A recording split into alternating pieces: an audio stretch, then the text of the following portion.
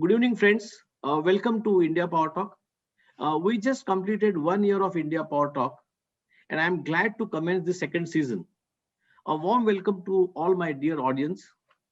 India Power Talk, as you know, is a knowledge sharing initiative, and we invite international thought leaders and domain experts to share their insights, experiences, and strategies related to business and economy. Today, we will be discussing high tech landscape changes and impact on talent gap. It is singular honor and a pleasure to welcome a guest who has accomplished truly remarkable results in this challenging field, Neelima Paraskar, who is the founder, president, and CEO of Snapit Solutions, a company that provides top quality IT and software development services to companies on one hand and fast track on the job training to professionals on the other. Nilima, it's a pleasure to have you on India Power Talk. Could you please begin by telling us how you got the idea of Snap IT Solutions in the first place? And what's the core of Snap IT? I started my technology IT career back in 2000.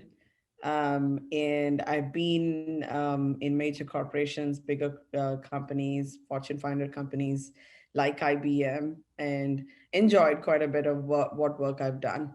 But over the past almost 2 decades that I've observed the technology industry, there have been many waves back and forth in especially the talent that we have received. And at the point of leaving IBM, I had about 200 and or maybe 225 resources. IBM was reporting to me globally and also on United States. The biggest issue we faced always was talent. There was a lot of money left on the table because resources were not able to get, projects were not getting on time. And if we do find resources, there's always, risk of losing them to another competitor. To overlay this in a high 50,000 square foot kind of look, Snap IT is broadly divided into three main divisions. The first division of the company is we have developed our own custom trainings Mhm. for young adults and adults who are getting into who are wanting to get into high tech industry. And these courses are in demand, in demand and high paying jobs skills. Once the students go through the training, it's short period of time, about 3, maybe 5 months, not more than that, not less than that. After the students go through these training programs, they get receive training certificate from Snap IT. We Mhm. are, by the way, certified by state of Kansas, Mhm. state of Missouri, and 5 other states in the United States. And we are expanding our state level certifications. What that means is workforce agencies can support and partner with us. So after the training is done, we are actually watching on the other side of the company, there's tech work, products and solutions and services. This segment of the company is watching for students coming through the training program. And Mhm. we are, when we see a student who is ripe for us to build more, we offer a And, job to the students. and so, does it really mean that the traditional universities are now obsolete? Like I said, even with universities going full swing, they're only able to satisfy 25% of the demand. Another point, I'm not sure if you are aware in India, but Kaufman Foundation is one of the bigger foundations here, actually not only in United States, but in the world. According to their research, 7 out of 10 kids here in the United States are not going to university.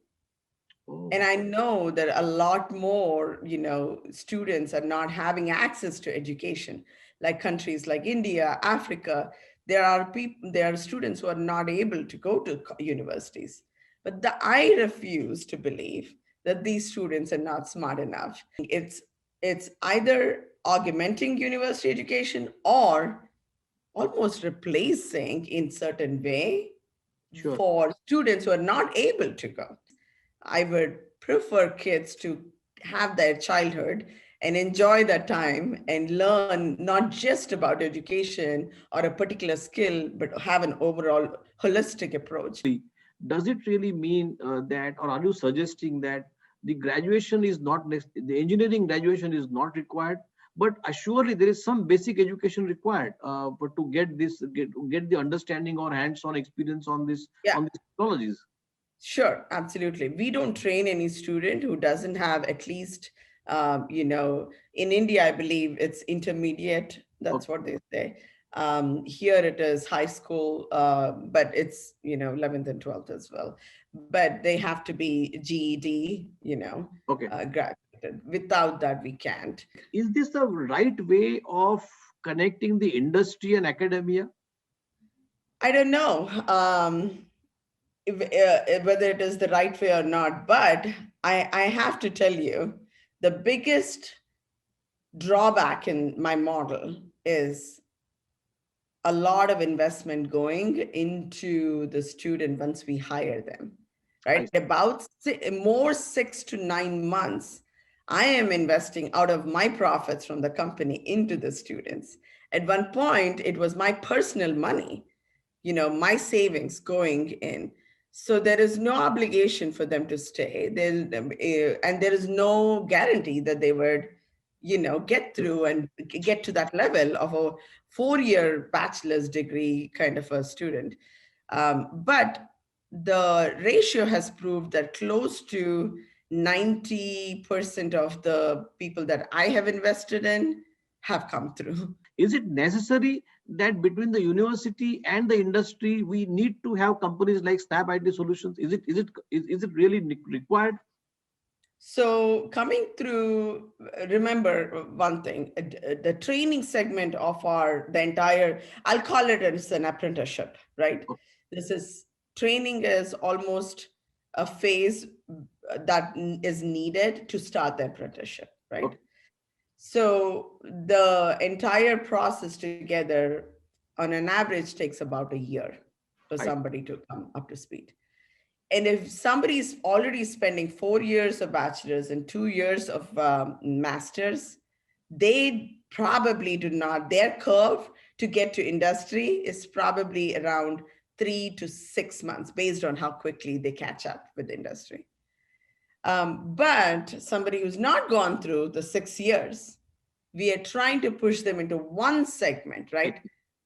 Bachelor's and master's as a very broad education. They learn everything about something about everything, okay.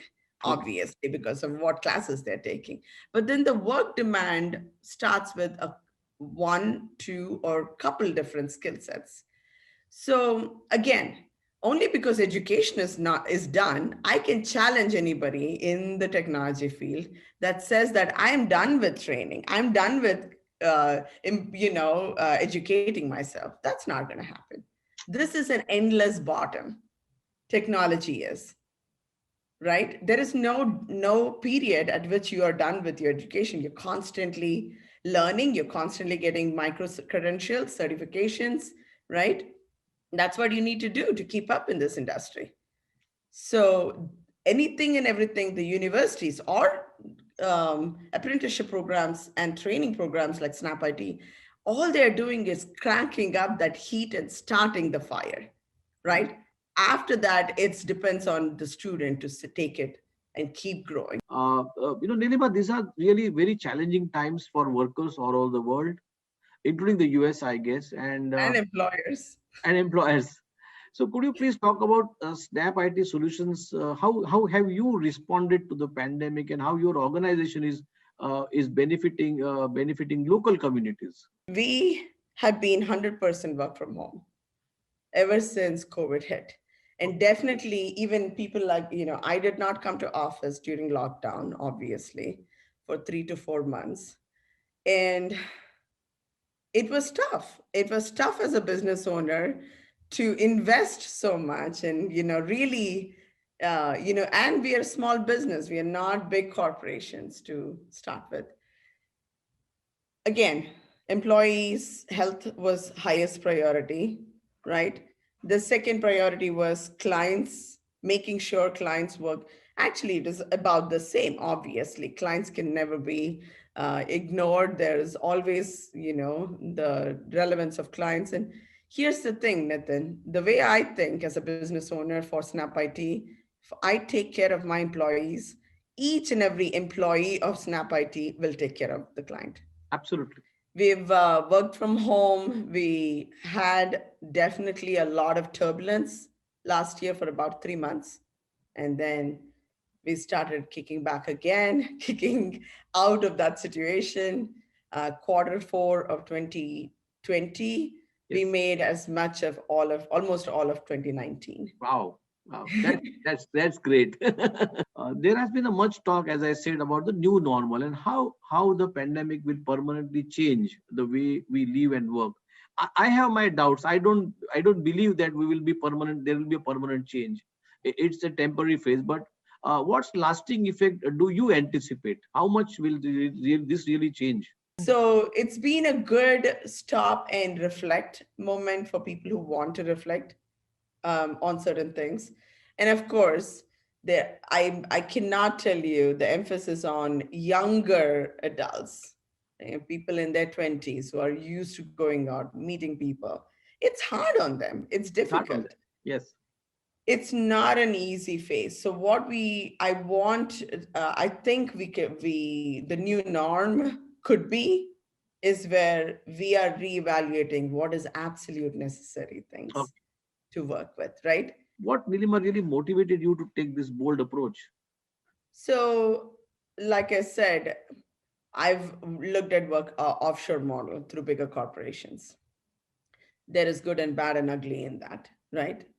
What I also saw is, or I'm also aware is, um, not every time a resource, like there is so much of wrongdoing in interviews for technology here in United States. Okay. People are using augmented reality to do interviews. Oh. There is, Hmm. yeah, so there is bad ways.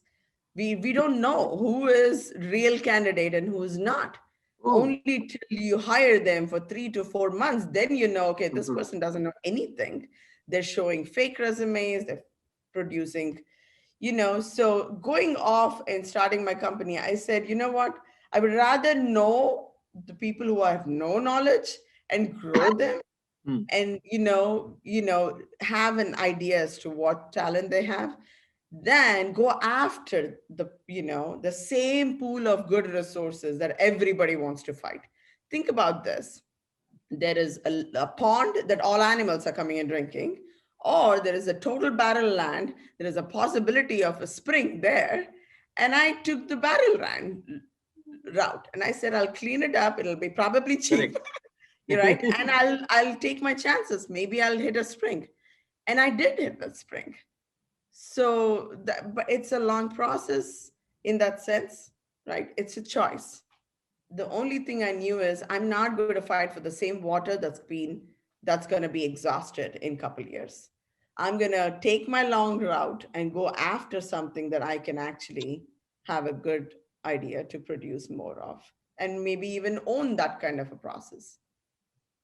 No, but I'll tell you what I really liked about your approach and and the whole business model of Snap IT is that there are multiple and many firms who are doing training programs, but the kind of program that you have chosen, the high tech technologies to the professionals, and whether they are really graduates or not non-graduates. Now, Doesn't matter. doesn't matter. Now, the advantage of this really is that, and I can imagine that, I see there's a huge gap between the technologies, the advancement of technologies, and the companies who are wanting to have those technologies. But at the same time, there are just no people available to work on those technologies. So I think, and the universities on the other hand, going to take their own time to evolve, design the courses, and then implement it. So there's always going to be a complete gap between the education, between companies' demands, between advancement of technologies. So companies like you really fit in perfectly, to my mind, into building the ecosystem. And I guess you are really doing a greater service to the HR function. I would think, across the board, if I may, if I have summed up your services correctly. uh, Now my question to you is, how can a business model like yours be replicated in India? And what advice could you offer, really? Because in India we have a lot of companies wanting advanced technologies. We have universities wanting to develop courses, but the gap is just not getting filled. Right. I mean, countries like India produces a lot more engineers that not only gives engineers to India, but also to the world. I think for countries like India, they need to develop more professional approaches. Once we only stick with one segment of people, but they're producing products for the entire world to use, Yes. imagine what we are trying to do, right? We are Yes. not capturing the actual essence of the user. The, the products are not created by the segments of users. So those are the things. So I think our the Snapit model also attacks that aspect. That if I want to say, give a message to anybody in India, either it is employers or employees, look for diversity for employers, Mhm. and for employees, look for ways that you can get in. It's not only the set form. This is a road, and that's the only road that will take you to destination. um, you know, then that maybe that road is not built for you. What would be your message to women, the girls in India? They have two choice in front of them. One is either to take a traditional engineering degree or master's degree or MS degree, or just pursue the academics and then try their hands in companies. Or should they be bold enough? Should they just chase their mind and heart, and try to get this kind of trainings on advanced technologies and pursue their career? What would be your advice to them? So never tell yourself, maybe I can't do it. Never tell yourself that if you feel like you can do it, go for it. Because you know what? The support system will break on you. I am almost guaranteeing you this. Mhm, No mhm, matter how good that support system is, no matter how much they support you, in future, that support system will break. But mhm. that's when your legs need to support you. Your intention, your perspective that this is what I want, I'm not giving up. Once you head even without their support, they'll come around. And that is where you need to find out. So it doesn't matter if you want to do education and go that route, that's also fine. But Right. don't tell yourself that there is an employer out there, if I get engineering, I'll get employed. I don't think so. It's going to change pretty soon. Great. Thanks, Neelima. So thanks for your valuable time and insight. It has been really a pleasure talking to you. Thank you, Nitin. I appreciate it.